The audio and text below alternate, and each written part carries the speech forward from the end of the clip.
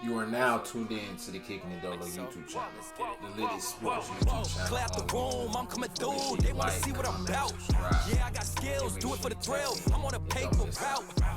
Extra, read about. What's going on? It's your boy Dolo J, and welcome back to the Kicking It Dolo podcast, the sports podcast where we talk about football and basketball, past, present, and future, top 5, top 10 stats, and more. So without further ado, let's get right into it.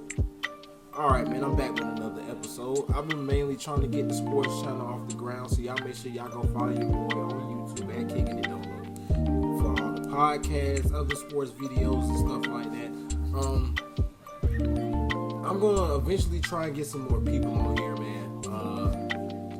I'm working on that. I ain't gonna speak too much into it, but yeah, let's get into the episode.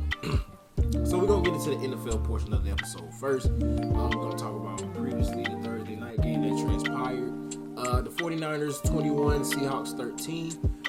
Brock Purdy again, just coming in and doing his thing. 17 of 26 for 217 yards and 2 touchdowns. McCaffrey had 26 carries for 108 yards, 1 touchdown, 6 receptions, 30 yards. Kittle being a beast, Kittle over the middle. That's what I like to say. Kittle over the middle. You feel me? You know what I'm saying? So if that be trademark, you just know where it came from, bro. But 4 receptions for 93 yards, 2 touchdowns. Geno Smith looks like the captain getting you technique might have wore off a little bit. 31 to 44 for 238, 1 touchdown. Kenneth Walker 12 carries, 47 yards. Lockett 7 receptions for 68 yards, and Metcalf 7 receptions for 55 yards. So Brock Purdy was basically a game time decision. Basically, I was watching the game, and I also seen something where I think one of the commentators, I can't remember which one it was, but one of the commentators basically said that Kyle Shanahan didn't even know going into warm-ups whether or not he was going to start Brock Purdy. Brock Purdy ended up starting anyway, and as I said, he went for 217. McCaffrey having 108 on the ground is very, very good. It helps the offense keep the offense balanced, keeps the defense honest as well. And you're not asking Brock Purdy to do too much. He did have 26 pass attempts, but at the same time, you kind of want that anywhere from maybe 20, 26, 15 if you can get it that low, and the run game is just really, and y'all just really like beasting and feasting on the boys.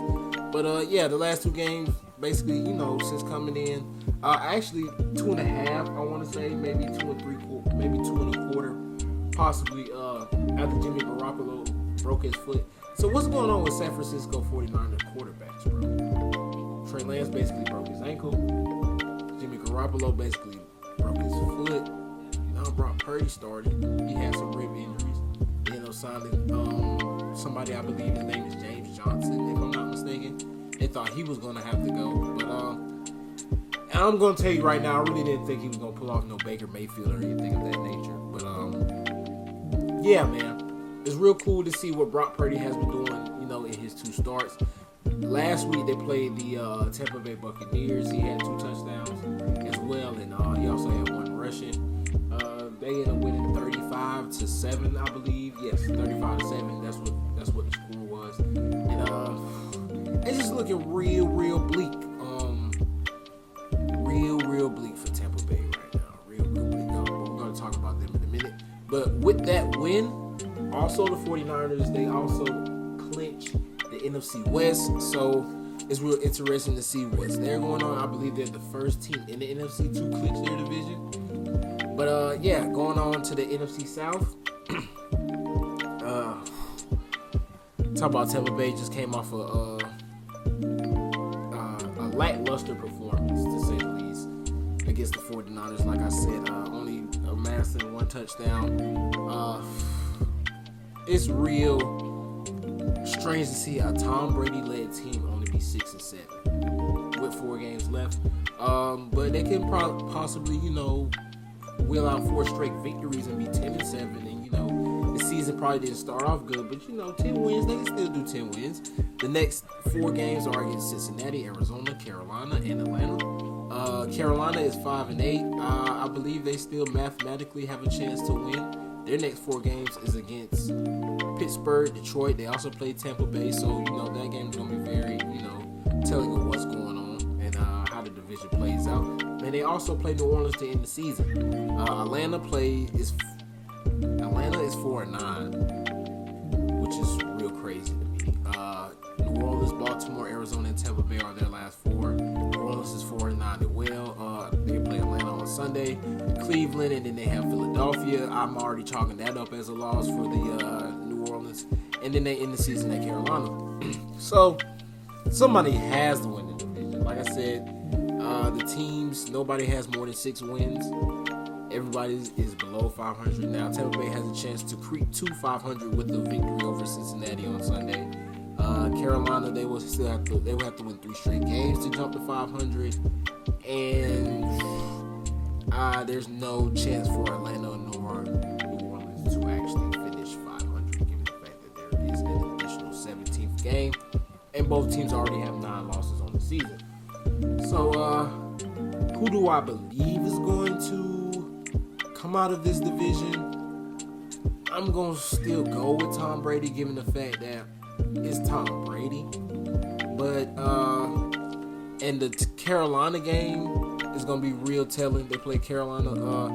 The Atlanta game, I don't believe is going to be too telling. It might, depend on how the other 3 games go out, but the Carolina game, in my opinion, I'm going to circle the Carolina. The Panthers and the Buccaneers game. Week 17. Yeah, that would be week 17, because last week would be week 18. But yeah, so we'll see how that plays out. Another thing to touch on in the NFL, just a few signings briefly, extremely brief. Cole Beasley ended up signing back with the Buffalo Bills to the practice squad, and expected to be, I think he's supposed to be, what's the term I'm looking for? Upgraded, excuse me, y'all. I'm tired. I've been to work, and I just been up. I got done watching the Lakers game. You know, I had to watch that. I might do some Dolo lights on that, but yeah. Back to the signings. Yeah, Cole Beasley to the Bills, and then T.Y. Hilton to Dallas. I really like Cole Beasley. It gives them another weapon, basically. I'm pretty sure the offense isn't too much more different. Maybe just the terminologies and maybe just a couple of different placements, to the best of my knowledge. But given the fact that he has, played with them last season, I think he can come back in, and I don't want to necessarily say he's going to be a big part of what they're doing. I still think Stephon Diggs, Gabe Davis, Dawson Knox really are just like, the top 3 pass catchers for the Bills. But the fact that Cole Beasley is already familiar with Josh Allen, I believe is going to help a lot. T.Y. Hilton to Dallas, I really like it. I didn't expect really T.Y. Hilton to be signed this season. I didn't know that he missed a lot of games last season. A total of 10, maybe 11 games last season, I think, due to the multitude of injuries. But, I like the signing for Dallas. Ultimately, we know that they were in the running for Odell Beckham Jr. He did not work out for them. I think T.Y. did, and they say he killed it.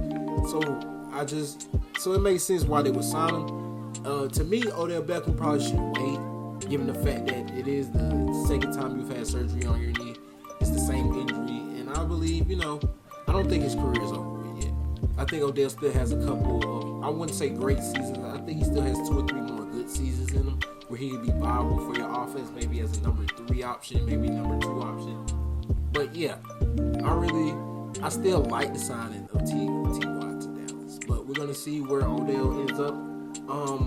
It's all about what Odell wants. We already know that, people inside, I wouldn't necessarily say I'm inside the sports realm, but just even like as a guy trying to break into the sports realm, looking at it from that perspective, does he want a championship? Does he want more money? I know he has a kid. So, I know he wants to be able to take care of his kid and also play the sport that he loves, but I know eventually he is going to transition over into probably something else. So it's all about what Odell wants at this point in his life. I wish the best for him. I do want to see him back in the NFL. I do like watching Odell Beckham play football. Just the type of enthusiasm he can bring to a team, and just seeing what he did for the Rams over the course of the last 7 to 8 games over the season and in the playoffs last season. And it was real. It hurt me because I believe he caught a touchdown in the Super Bowl, if I'm not mistaken. I believe he did, or maybe Cooper Kupp kind of, I don't know. But anyway, yeah. So last thing about the NFL, can the Cowboys be caught by Philadelphia? I mean, excuse me. Can the Cowboys catch Philly? Now, Philly's 12-1, as we know. The Cowboys are 10-3. Both teams have 4 games left. They do end up meeting again before the season is over with. So we're gonna, America's gonna be tuned into that game. I believe if Philly loses 2 of their last 4, and the Cowboys win out, then I believe that maybe, possibly, Dallas will win. Like I said, it's gonna be real interesting to see. Now, Philly, they play Chicago, and Dallas, they play Jacksonville. Out of the 2 teams, of course, everybody's gonna say Jacksonville is gonna be a lot stronger opponent for the Dallas Cowboys versus, the Chicago Bears for the Philadelphia Eagles. But any given Sunday, I wouldn't overlook any team if I was either one of these teams. It's a division game they got going up. And the NFC East is pretty good. The Commanders, they were like 6-5. They fell off a little bit. The Giants were like 7-3 at one point in time. They haven't been playing the best football lately. But it's going to be real interesting and real cool to see how the NFC plays out. Can the Cowboys, rattle the Eagles a little bit and, have a chance to get that first round bye?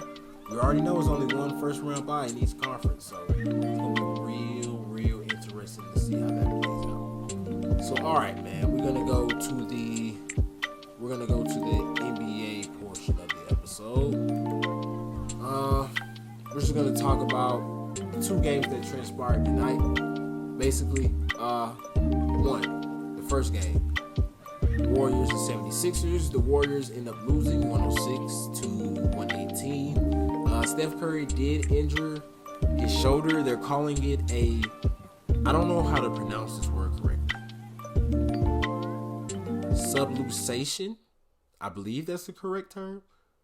Subluxation. And they say he's gonna be out for a few weeks. Matter of fact, let's see what that word. Let's see what that word means.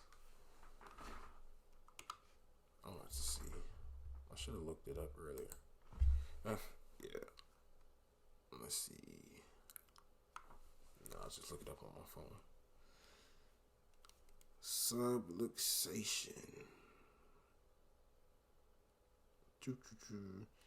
Subluxation.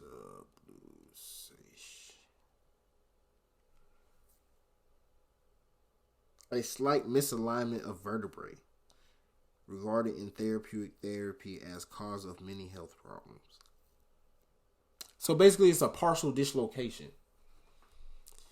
So his shoulder is partially dislocated. Okay, I kind of figured by the way he was grabbing it, because he was kind of like pinching it, not like really like holding it like it hurt. Like it's just probably been bumped or something. He was literally like pitch it like he was trying to hold it in place. So yeah. But tonight Poole had 29 points in the starting in the place of Stephen Curry. Clay had 12. He went 4-17. Didn't have the best night. Only 3 of 8 from 3. Embiid 34-13. Harden had 27-9.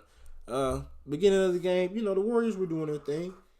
But ultimately, when you miss a player with the caliber of Stephen Curry, it's going to be extremely hard to close out a game. Now, they have the talent to do it. Clay hasn't been his best this season. We know Draymond hasn't been his best this season. Poole hasn't been playing to what we expect from Poole. But, yeah, and Curry was really holding a lot of it together, just with amazing scoring nights. I think he was averaging almost 31 points on the season. I think he's also averaging like me seven rebounds and 7 assists as well. So basically, just the Draymond's the vocal leader, and I get it. Like he's like the enforcer type, but Curry is the undoubtedly the number one guy and the main leader in my opinion. He's the number one. He might not be as vocal as Draymond. Draymond might say it, but Curry's gonna go out there and he's gonna lead by example. That's just his thing. I believe he doesn't really yell or, I think he might just go up and just talk to you and be like, just, hey, you know what I'm saying? You need to, on that cut, you need to go that way and go, you know what I'm saying? And boom, boom, and you know what I'm saying? Now come on, and 3! You know what I'm saying? That's what I would be if I were Curry. But every time I call him to play, it's for me to shoot. I don't care about nothing. No, I'm just playing. But if I had Curry's talent for real, I probably would play the exact same way he plays. But that's crazy, though, because he had the second highest vertical in his draft class, and he rarely ever dunks. He doesn't really dunk in the game. He really plays, like, below the rim. But he's still an amazing scorer.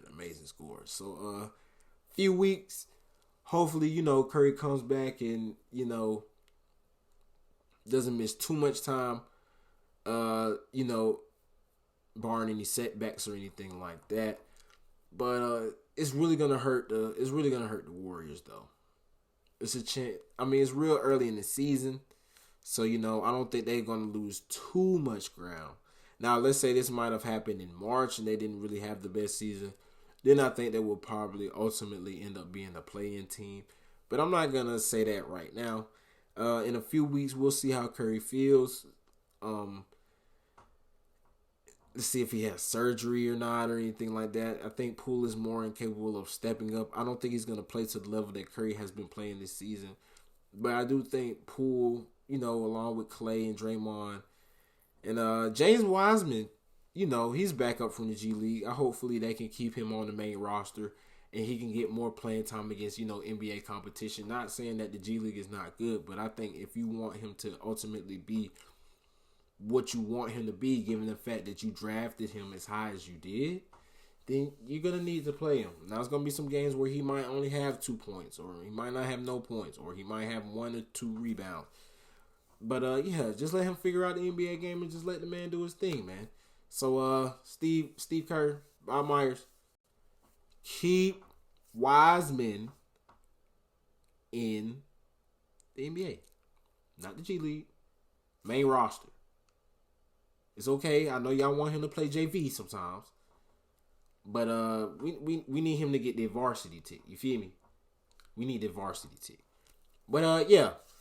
And then the second game we're going to go to is going to be the Lakers versus the Nuggets. Now the Lakers end up coming back and pulling out a victory, 126-108. LeBron James had 30 points, 9 rebounds, 4 assists. Thomas Bryant, 21 points, 6 rebounds, 1 assist.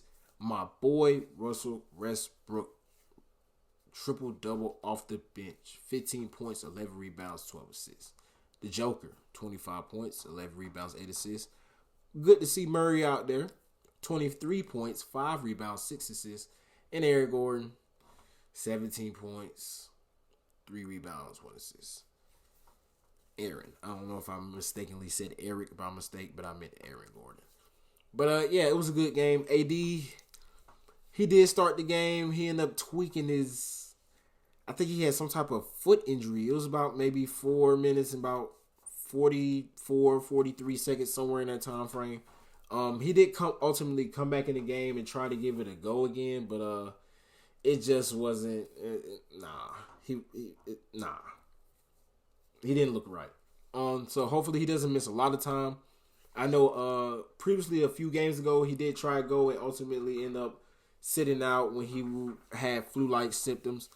And he did miss a game, I think, also due to lower back.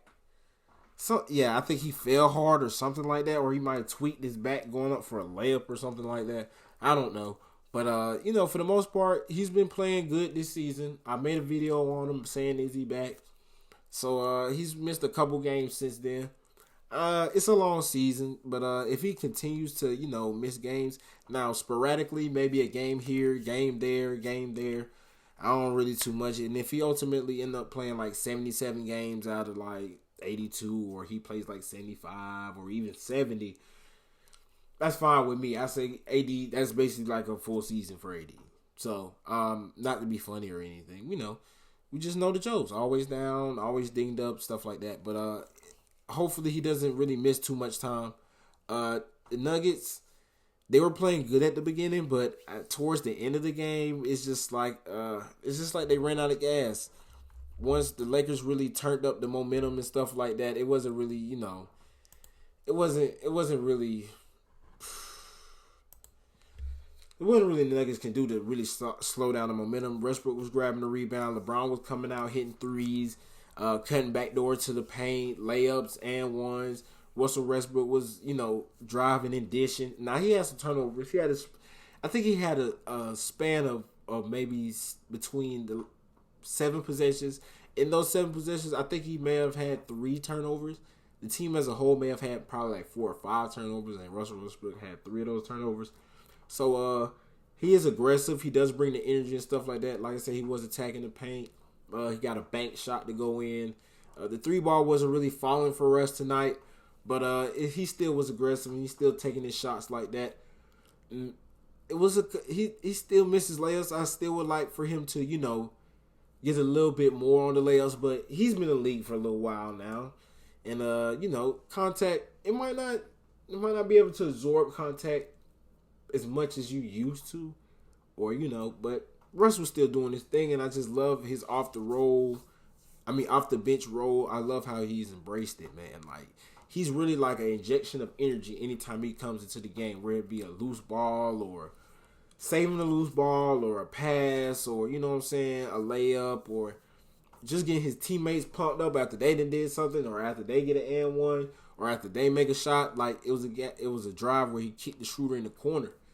Shooter had just missed the previous shot, but, Russ trusted him again, kick it, burn one. I like that. Then he went over there to dap Shooter up in the face. Yeah! Stuff like that, man. So, it's real cool to see that. But this has been episode 18. It's going to go up on the YouTube channel first, at Kicking It Dolo. I think I'm going to probably premiere it around 9 o'clock. And then maybe around 11, noon, 12:30, I'll end up, dropping the video on Spotify. And then maybe like around 1 o'clock, 2 o'clock. Then you'll be getting it on Apple Podcasts. But yeah, this has been your boy Dolo J. We are back with the Kicking It Dolo podcast. Make sure you like, comment, and subscribe on YouTube. Make sure you follow me on my socials. And tap in and don't miss out. Until next time. Peace.